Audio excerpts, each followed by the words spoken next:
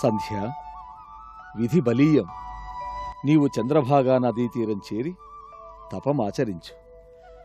ఈ దేహం భస్మమై నీవు తిరిగి మేధాతిథి కుమార్తెగా జన్మించి అరుంధతి పేరుతో ప్రఖ్యాతమవుతావు. వేదాంగవేత్త, సకల నీతి పారంగతుడు అయిన వశిష్ఠుడు నిన్ను వివాహమాడగలడు.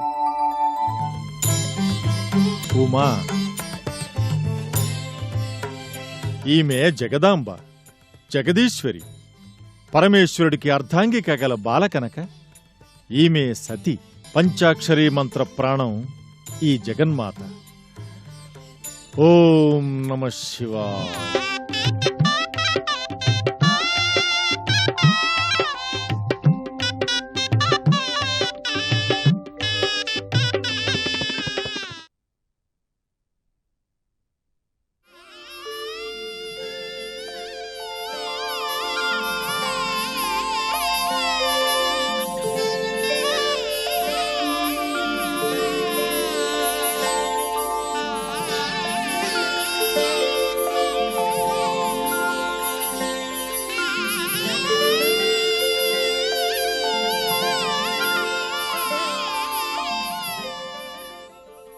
యుక్త వయస్సు రాగానే దక్షపుత్రి ఉమా ఈ వెండికొండ విహారితో 7 అడుగులు నడిచే అదృష్టానికై తప్పిస్తున్నది స్వామి.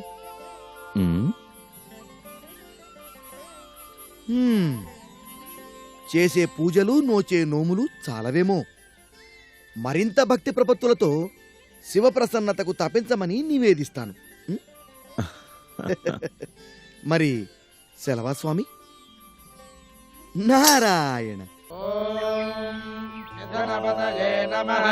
గణపతాంతికాయ నమః. ఊర్ధ్వాయ నమః. ఊర్ధ్వలింగాయ నమః. హిరణ్యాయ నమః. హిరణ్యలింగాయ నమః. సువర్ణాయ నమః. సువర్ణలింగాయ నమః. దివ్యాయ నమః. దివ్యలింగాయ నమః. భవాయ నమః. భవలింగాయ నమః. శర్వాయ నమః. శర్వలింగాయ నమః. శివాయ నమః. శివలింగాయ నమః. జ్వలాయ నమః. జ్వలలింగాయ నమః. ఆత్మాయ నమః. ఆత్మలింగాయ నమః. పరమాయ నమః. పరమలింగాయ నమః. ఆప్యాయస్వసమేతు తే విశ్వతస్వమవృష్ణియం భవాజస్య సంగధే అధిక్రావణ్ణో అకార్షం జిష్ణోరశ్వస్య వాజినః సురభిలో ముఖాకరత్ప్రణ ఆయోగుం శ్రితారిషతో శుక్రమసి జ్యోతిరసి తేజోసి దేవో వస్సవితోత్పునాత్మచ్చిత్రేణ పవిత్రేణ సూర్యస్య రశ్మిభిః మధుమాతారతాయతే మధుక్షరంతి సింధవః మాధ్వీర్నః సంతోషధీః మధునక్తముతోషసి మధుమత్పాధ్విమగుం రజః మధుద్యౌరస్తు నః పితా మధుమాన్నో వనస్పతిర్మధుమాగో అస్తు సూర్యః స్వాదుః పవస్వ దివ్యాయ జన్మనే స్వాదురింద్రాయ సుహేతు నామ్నే స్వాదుర్మిత్రాయ వరుణాయ వాయవే బృహస్పతయే మధుమాభ్యః త్ర్యంబకం యజామహే సుగంధిం పుష్టివర్ధనम् ఉర్వారుకమివ బంధనాన్ మృత్యోర్ముక్షీయమామృతాత్ అఘోరేభ్యో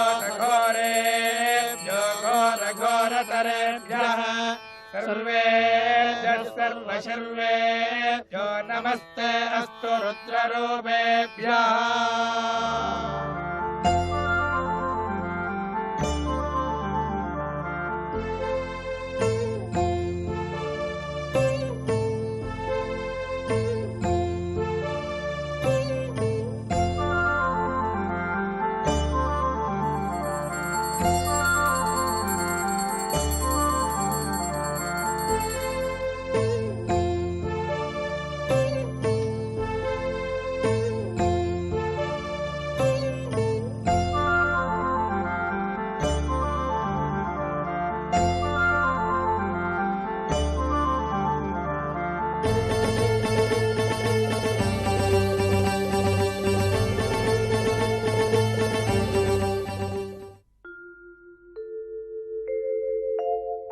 సకల లోకారాధక శివ,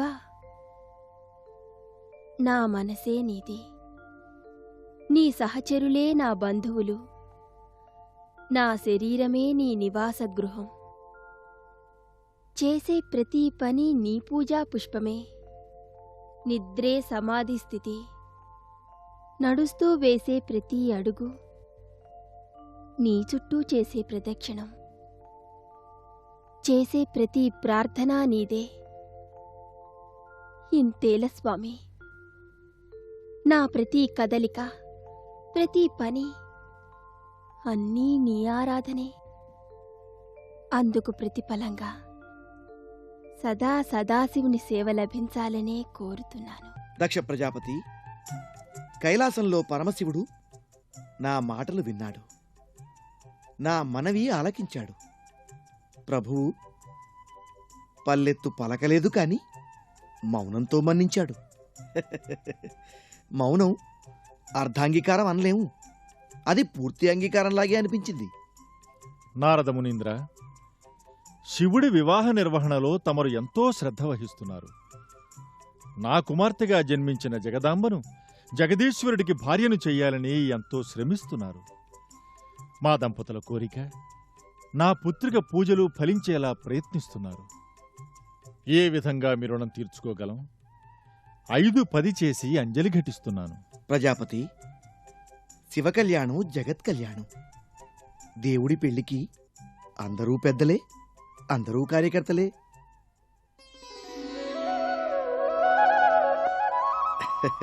అభీష్ట సిద్ధిరస్తు.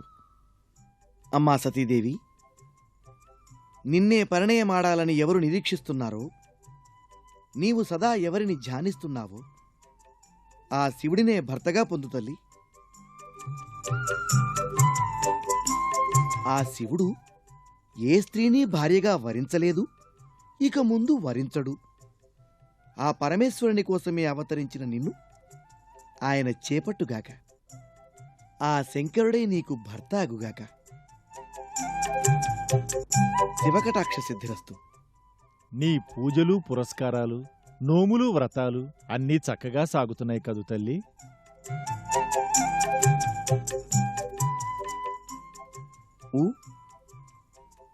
మా పేరుకు తగ్గట్టుగా మౌనవాహినిగా మౌనవ్రత దీక్ష పూనినట్టుగా ఉంది సతీదేవి.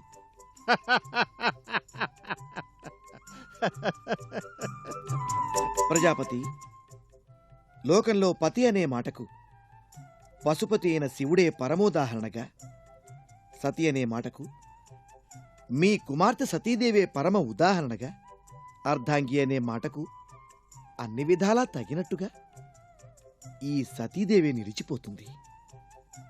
ఇది శివుడి కల్పన, విష్ణువు సంకల్పం, బ్రహ్మయోచన. అమ్మా, నీవు నందావ్రతం చక్కగా పూర్తి చేశావు. నియమనిష్టాగరిష్టలతో నీవు నిర్వహించిన నందావ్రత ఫలితంగా నీవు కోరిన వాడే నీ కొంగు బంగారమవుతాడు. శివుడు నీ ఆరాధనా ఫలితంగా నీవాడవుతాడు తల్లి. నందావ్రతమా? అవును దక్ష ప్రజాపతి. సతీదేవి గత ఆశ్వీజ ప్రతిపత్తున ప్రారంభించి ఈ భాద్రపద చతుర్దశికి ముగించింది. 12 మాస దీక్ష పూర్తయింది. ఏమేమి ఏమేమి మా తల్లి నందావ్రతం పూర్తి చేసిందా? పూర్తిగా విషయం వివరించండి దేవర్షి. వినండి దక్ష ప్రజాపతి. ఆశ్వీజ శుద్ధ పాడ్యమి నాడు పరమ భక్తితో శివారాధన చేసి గుడోదన నివేదన చేసింది.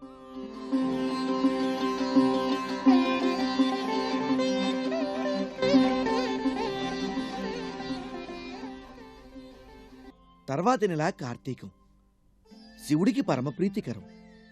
ఆ నెలంతా ఉపవాసాలతో నక్తాలతో ఆరాధించి చతుర్దశి నాడు భక్ష్యాలు పాయసాలు నివేదించింది. ఆ పైనెల మార్గశిర బహుళ అష్టమి నాడు ఉపవసించి యవలు నువ్వులు కలిపిన అన్నాన్ని నైవేద్యంగా సమర్పించింది.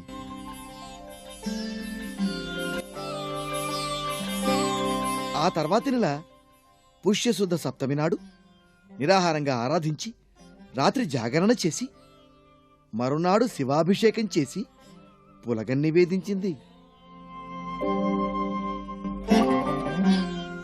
ఆపై మాఘ పౌర్ణమి ఉపవాస వ్రతం పాటించి జాగరణ చేసి బహుళ పాడ్యమి ప్రాతకాలంలో పంచామృతాలతో అభిషేకించి నదీ తీరంలో తడి వస్త్రంతో శివుణ్ణి పూజించింది.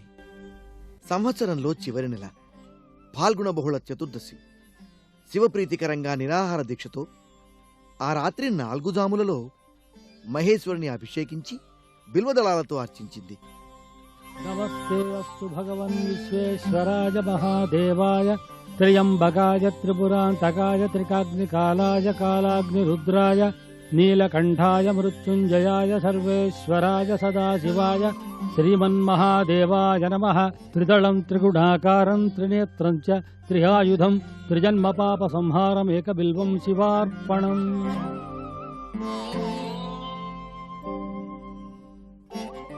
నూతన వత్సరారంభం చైత్రంతో కదా. ఆ వసంత ఋతు ప్రారంభంలో చైత్ర శుద్ధ చతుర్దశి నాడు శివుణ్ణి ధవనంతో మోదుగు పూలతో పూజించింది. వైశాఖ మాసంలో మరీ నిష్టగా పూజించింది.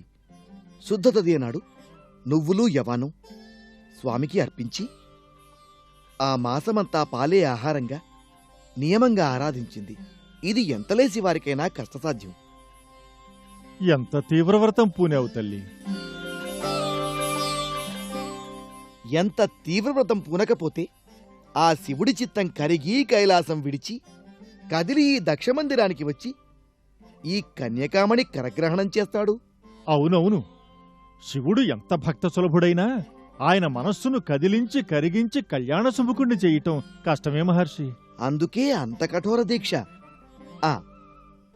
ఆపై జ్యేష్ఠమాస పౌర్ణమి నాడు దీక్షతో శివుణ్ణి అర్చించింది. బృహతీ పుష్పాలు నూతన వస్త్రాలు సమర్పించింది.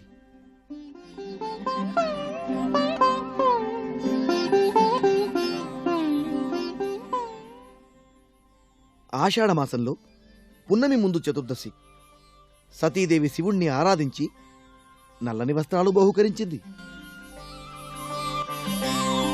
శ్రావణం అంటేనే నోముల నెల కదా. శుక్లాష్టమి నాడు చతుర్దశి నాడు స్వామికి యజ్ఞోపవీతం నూతన వస్త్రాలు దర్భలు అర్పించింది.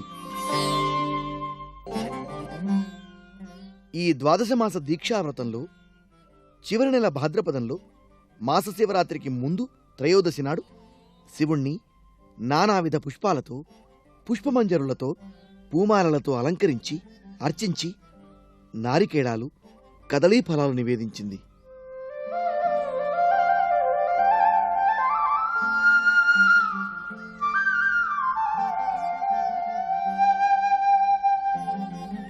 అంతేనా మహానుభావ? ఆపై మాస శివరాత్రి కదా మరునాడు. ఆనాడు ఈ తల్లి ఆహారంగా నీరు మాత్రమే పుచ్చుకుని నవధాన్యాలతో స్వామిని అర్చించింది.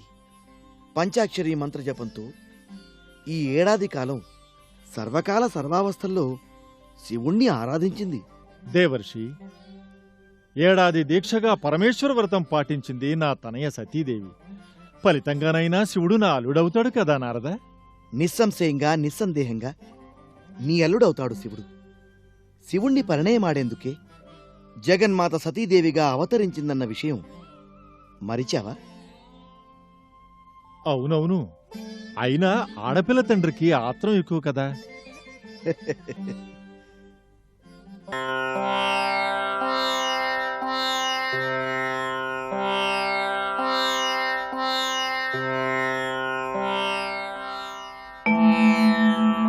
శివో మహేశ్వర శంభు పినాకే శశిశేఖరః వామదేవో విరూపాక్ష కపర్తి నీలలోహిత.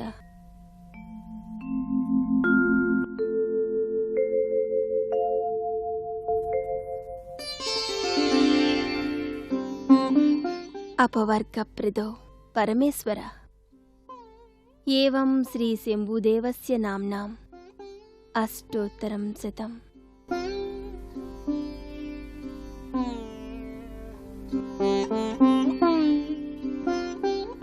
స్వామి, ఎందరికి తల్లినైనా ఈ తల్లికి తల్లిని కావడంతో నా జన్మ చరితార్థమైంది. దేవి, ప్రపంచాన్నంతా ఏకఛత్రంగా పాలించి లాలించగల ప్రణవరూపిణి సతీదేవి, మనల్నందర్నీ తరింపజేయ శక్తిగల ఈ జగదాంబను తనయగా పొందడానికి నేనెంత తప్పించానో తెలుసా?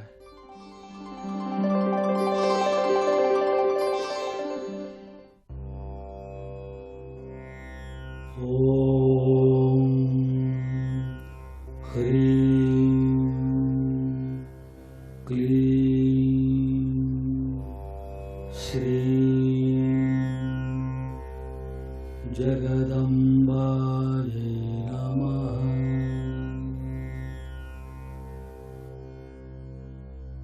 ఓం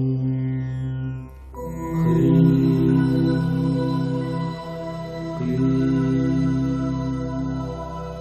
శ్రీం జగదంబాయే నమః.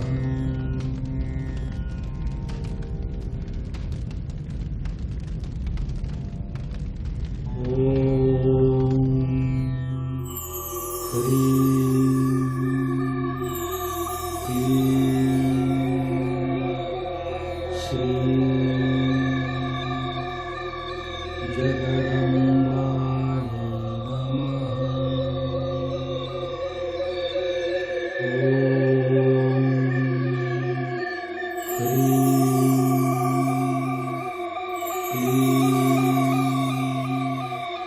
నమః.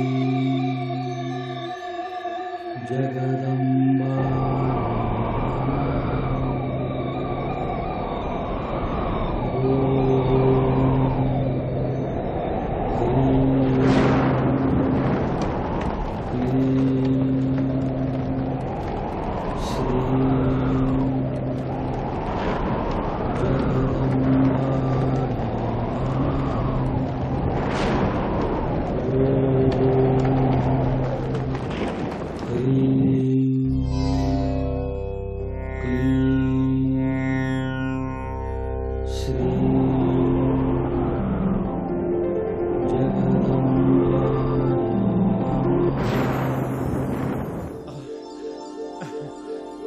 జగన్మాత, పాహిమాం పాహిమాం పాహిమాం.